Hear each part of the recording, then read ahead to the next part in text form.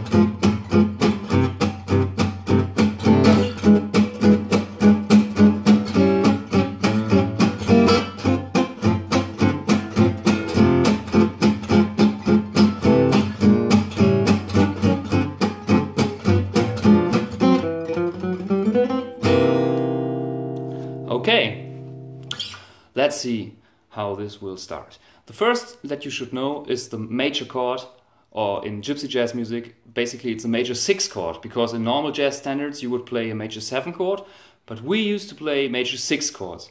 Well, the first common voicing goes like this.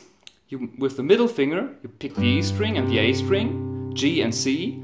Then the first finger in the 2nd fret will play the E, which is the 3rd, and then the 6th, the A, and then the 3rd finger at the same time will play the D, which is the 9, and the G, the 5th.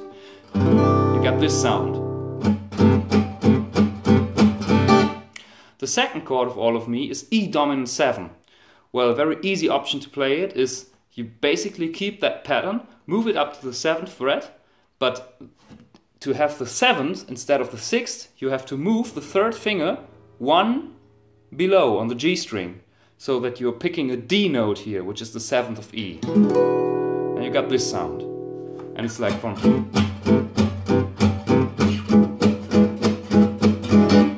Next chord is a dominant 7 chord as well, A dominant 7. So, but instead of moving up to the 12th fret, which would be possible, we stay basically in the 5th positions now, and there are in the 5th position now, and there are some options. One option that I play a lot is this one, because it sounds very fat, it has a lot of bass notes in it. You play the A, the C sharp with the 1st finger, the 3rd finger will make the G, and the last finger, the pinky, will make the C sharp again. Another option that's used very often is this one. The thumb will play the root, the A string is muted, and then you got the G, which is the 7 of A, the C sharp, the 3rd, and the 5th. This is the 2nd option that's used very often. Then sometimes you play this one for two beats of the measure. And then the remaining two beats you play C diminished, which is basically A dominant 7 with a flat 9. So it sounds like this.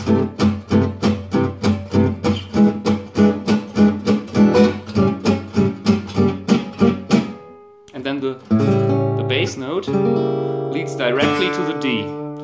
And on the D minor, very often I play a very common jazz voicing, which is this one. And if you're already into jazz music, you might know it. It's like a D minor 7.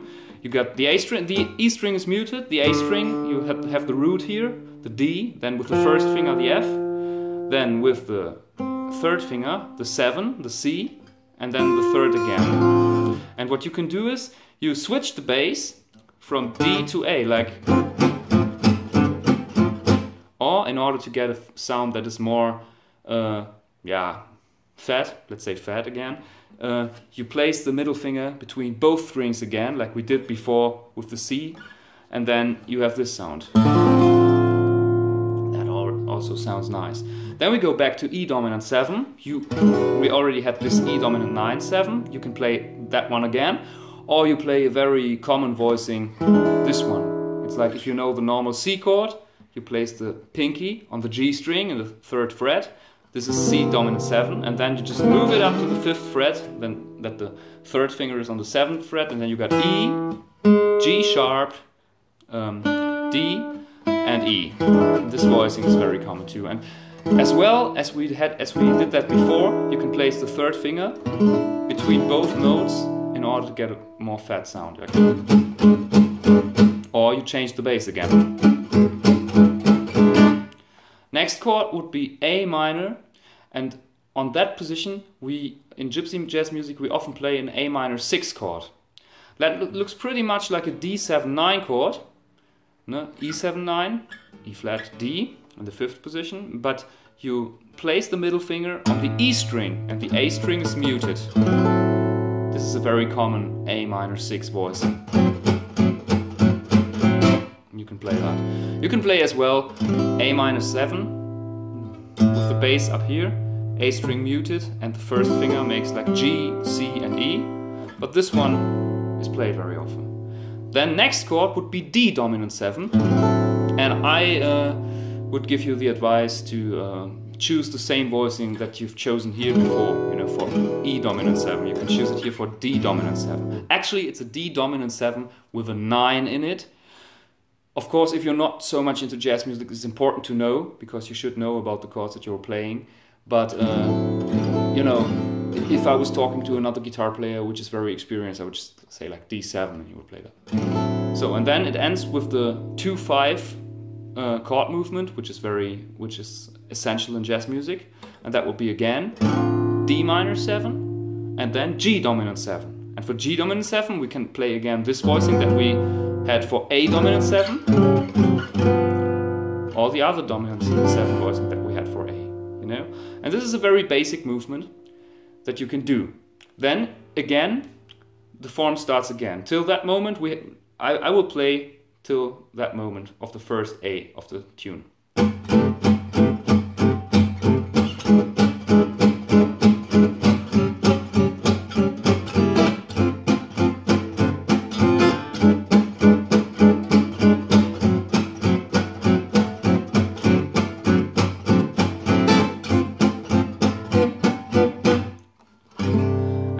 Comes part B. Part B again starts with C.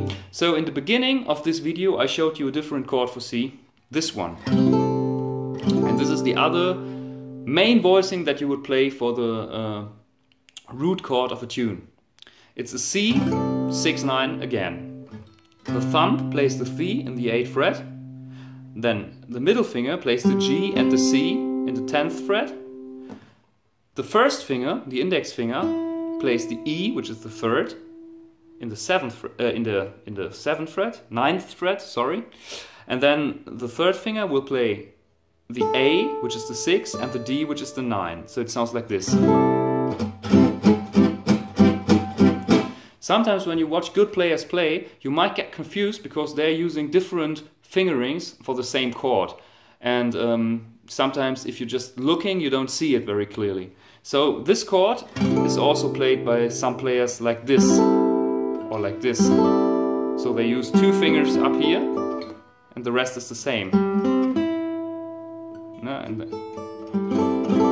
Or they leave away the D. And some players play the thumb in the bass for the root, and some don't. It's like this is without the bass, and with the bass. And this was without the D, and with the D it's like different fingering. Same chord, you see? From here, you move again to the E dominant that we had before, because it's very easy. Then the same A. Then maybe when you have this one, I can show you another chord for D that's used very often. It's this one. It's like the normal campfire D minor triad, and you double the third, and on the D string in the third fret you play the F note like this, and A string and E string are muted. Now it starts to be to get different from part A.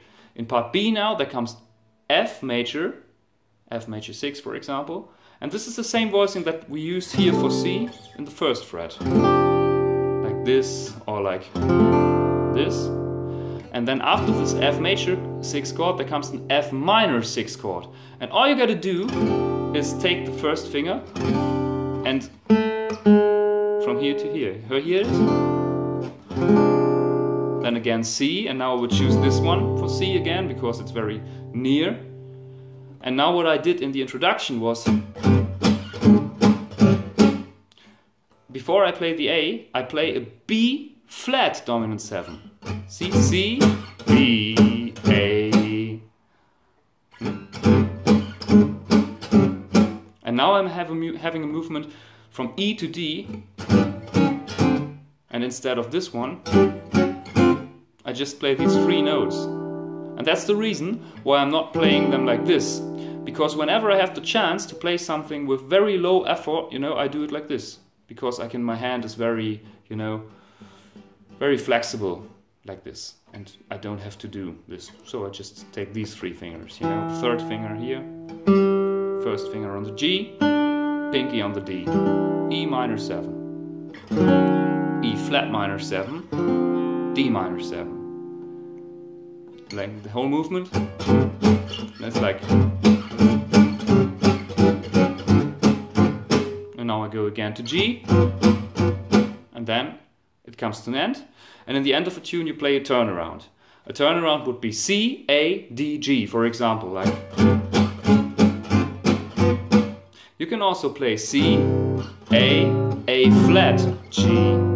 You can also play C, C sharp diminished, D minor 7, G7. There are a lot of options. You can play the turnaround here as well. You play C, C sharp diminished, just like this, C sharp in the 9th position on the E string, 8th position on the D string, you're picking the B flat, and then you're playing the E with the 3rd finger on the G string. Also, then D minor 7.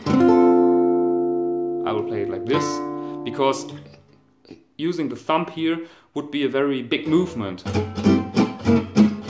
This is, you know, it's not useful here, so I will play. And then G dominant 7. Same voicing the 10th fret that we got here in the 7th fret for E, or here in the 5th fret for D. So you got this turnaround. Or you can play the turnaround like this. And now you're taking E flat diminished. And then. So the whole B part goes like this then. All of me, why not take all of me? Can't you see? I know, your goodbye, sorry. Your goodbye left me with eyes that cry. And how can I get along, dear, without you? You took the part that once was my heart. Why not take all of me? And that's all of me. I hope you like it, and I hope you get along with the chords quite well, and see you in the next video. Then I'm going to show you a different tune. Bye bye from Sven.